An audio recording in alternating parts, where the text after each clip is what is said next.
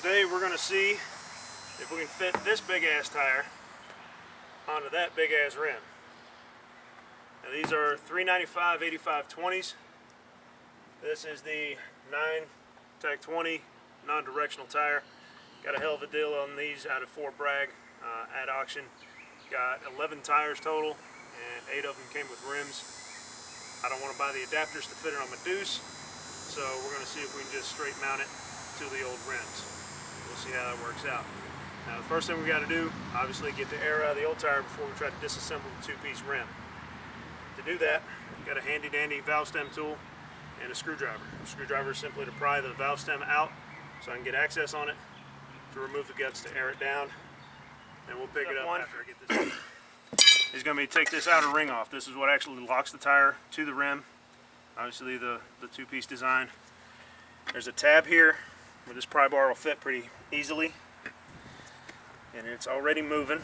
I may or may not have to go get some WD-40 or something similar to break it off from there. So we'll see how this goes.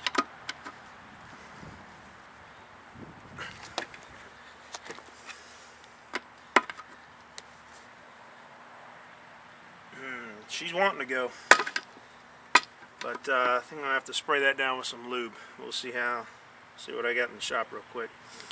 See what happens there. I'll spare you guys all the details, but suffice to say, I got a feeling there's gonna be a little bit of grunting and a whole lot of pulling to get that off. We'll pick it back up once that part's done. Alright, it's gonna be kind of hard to see here. I'm gonna try to zoom in for you, but I've just spent roughly 5 minutes just getting to this point.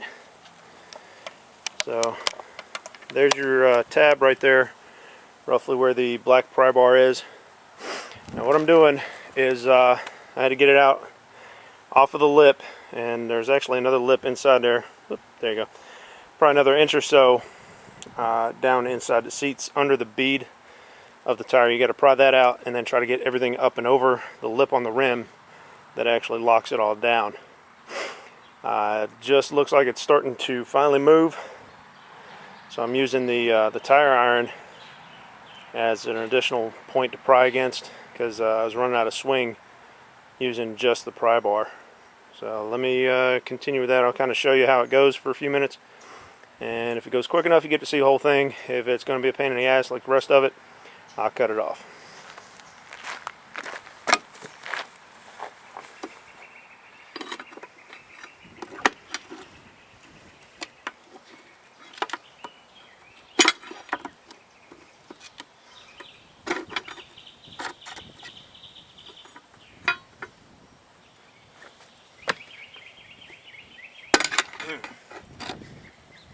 There we go.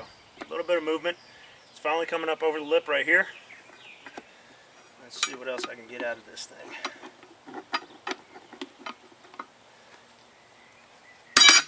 Oh, that's a bad idea.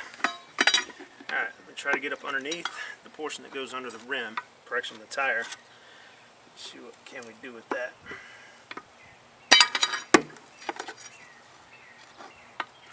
I'm trying to keep something underneath there at all times, so if it does decide to let go, it doesn't lock itself back down. So far it's not really working out too great, but as you can see, looks like I will be able to walk it around and get it up. There we go. Get it up off of the lock. There we go. Now we're making money. You'll notice a little bit of red fluid on the rim. That is automatic transmission fluid. I have no idea what I did with my WD-40. Voila. I just wanted something to get in there and break that loose in case there was some rust or corrosion holding everything together. There's your split rim. It's out. That's definitely going to need to be cleaned up. Today only, I'm just doing a fit check to make sure that this will indeed work. And we'll go from there, but my intention is to sandblast everything before I do the final assembly on them. Sandblast it all and repaint these. Probably going to go with a like a truck bed liner material. I don't think I want to put the expense in for like a rhino liner or anything like that. truck bed liner and rattle can. Probably be just as fine, especially considering I do want to take it out in the woods and beat the hell out of it a couple times before I try to sell it.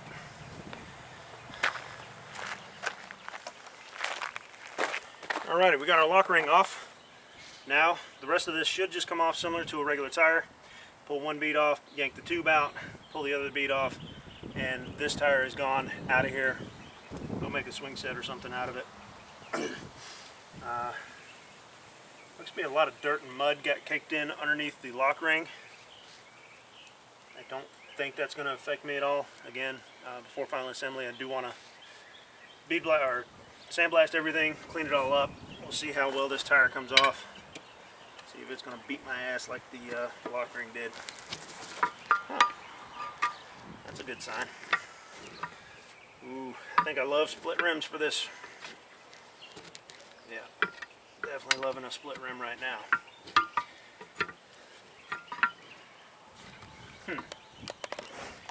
Alrighty, I'm sure there's a better way to, a little bit of persuasion, a little bit of soap, and as you can see, the tire has dropped away from the big part of the rim. Got the valve stem here to still contend with. Should come right out. Let's see how we do.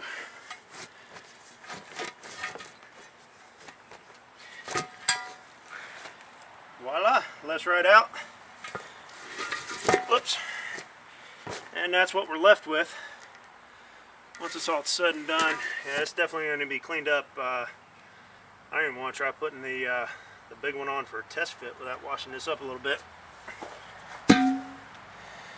But there it is. Alrighty, I found me a 5-gallon bucket. It's one of those like solvent ones, resealable lid. Actually, I think it's a kerosene jug now that I think about it. Anyway, as you can see, I've got a little bit of clearance from the bottom of the rim to the pallet. That should hopefully hold it up high enough I can drop the tire on it, seat the back rim against that, and then have enough that I can force that other bead down to engage that lock. I fully expect this thing to wobble, walk, and do all sorts of crazy shit once I drop this tire on here, but cross our fingers, doesn't go too bad.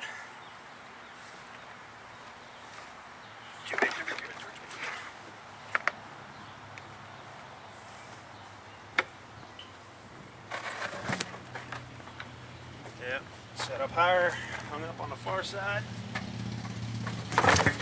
Bam! Oh yeah, much better fit. The rim is already pretty much contacting the bottom of the bead here.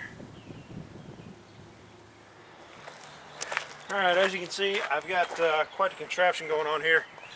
What I determined I needed to do was find some way to compress the sidewalls to get the bead down below the lock ring. I've accomplished that. However,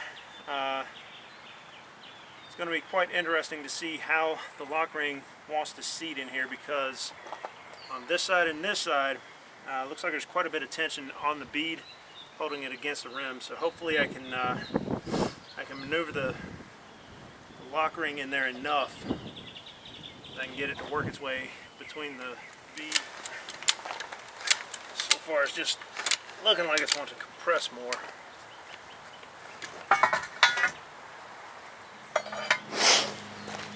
Alright, I was actually able to get it to bead on. Turns out actually having the sidewalls pinch appears to have been a good thing. I was able to get everything except for this little area right here below where the lock ring goes.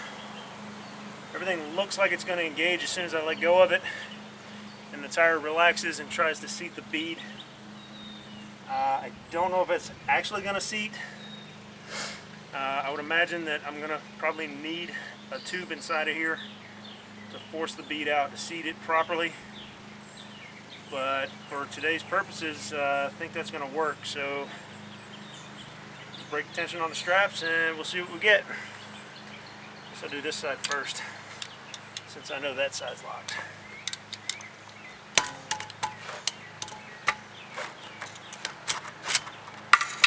Okay, tension's off. Not a whole lot of relaxation on the tire. Let's see what happens when I let this side go. Alright, looks like it's almost seated. You do have it where it's right here where you initially start pulling to unseat it is not fully engaged. Let me grab my pry bar real quick, get that to seat. And I'm pretty sure at that point, if we had a tube in here, we'd be able to air it up. Air it up, seat the bead, and we'd be good to go. So let me tap that little booger in.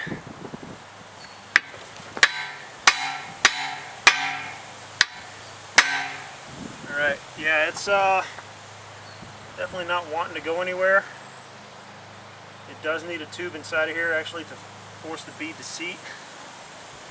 But hey, for the old one off, new one on, that's it. Let's say we're probably not in bad shape. Just got to watch that when I do finally put a tube in it. But fuck yeah, I do believe that'll work. So let me adjust the camera here, give you an idea of what this is going to look like on the deuce. Hopefully I can get it without having to walk around the side here. Somewhere in there. Yeah, you can see the front tire pretty good. Now bear in mind the front end will raise up probably, I guess about 4 to 6 inches. About 4 to 6 inches once I get the get it actually mounted. But it fills the wheel well out a whole lot better, and especially going down to a 4x4. For the simple fact of, shit, I got 11 tires for $600 I think it was.